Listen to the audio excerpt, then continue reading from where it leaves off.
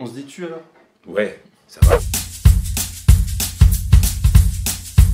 Ton premier spectacle? Je me rappelle qu'il y avait des gens maquillés comme des Chinois et tous les enfants recevaient en papier, en petits chapeaux comme ça, comme les chapeaux des Chinois dans les camps de riz. C'est la seule chose que je me rappelle de ce spectacle. Je sais pas quel théâtre, je sais pas quelle pièce. Une image forte en tout cas qui a marqué visiblement. Ouais, j'ai gardé le chapeau pendant des années, maintenant je l'ai perdu, mais je me rappelle pendant mon enfance ce chapeau pointu était pour moi un peu un symbole de ce qui est le théâtre. Ton dernier spectacle? Don Juan esfaqueado na Avenida da Liberdade, c'est une adaptation. En fait, un comédien et metteur en scène et écrivain portugais, Pedro Gil, qui sera bientôt ici au Théâtre de la Bastille parce qu'il est dans la pièce que j'ai écrite pour Tegestan, sa façon de mourir, The Way She Dies. Pedro, il vient de créer une pièce à Lisbonne que j'ai vue avant-hier. C'est une adaptation, un mélange de plusieurs Don Juan réécrits. C'est une pièce très, très réussie, très drôle, en rapport avec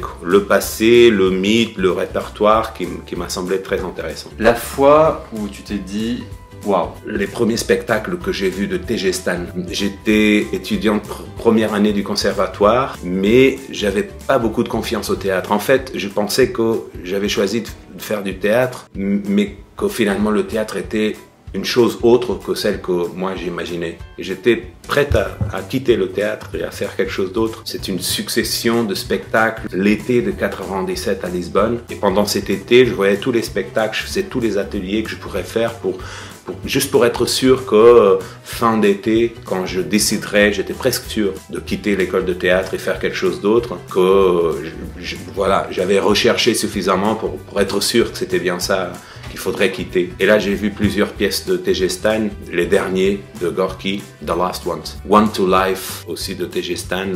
Et juste après, j'ai vu Quartet avec Frank Verkruyssen et Cynthia Lomisch de Rosas et Tegestan. Et là, j'étais sûr, en fait, je veux faire du théâtre. Et j'ai décidé de faire du théâtre à cause de mon expérience en tant que spectateur. C'était ma première épiphanie, ça se dit en français? Ouais. Épiphanie, avec le théâtre. Quand c'est nul, est-ce que tu dors, est-ce que tu pars ou est-ce que tu subis? Il y a pour moi deux formes de nul. Ouais. Déjà, c'est une décision que tu prends pendant le spectacle. À un moment donné, parfois c'est très tôt, parfois c'est très tard, trop tard.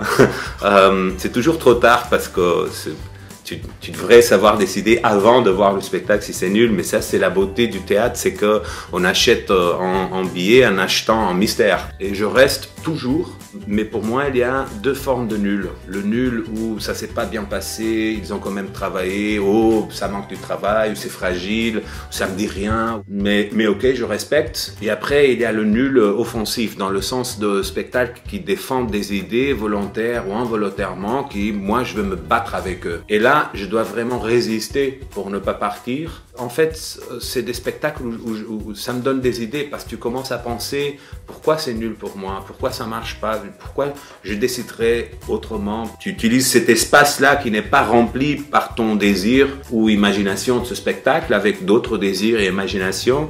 Et c'est vrai que j'ai plein d'idées pour mes propres spectacles quand je regarde des spectacles nuls. Est-ce que tu collectionnes les billets de spectacle? Ouais, je collectionne des billets.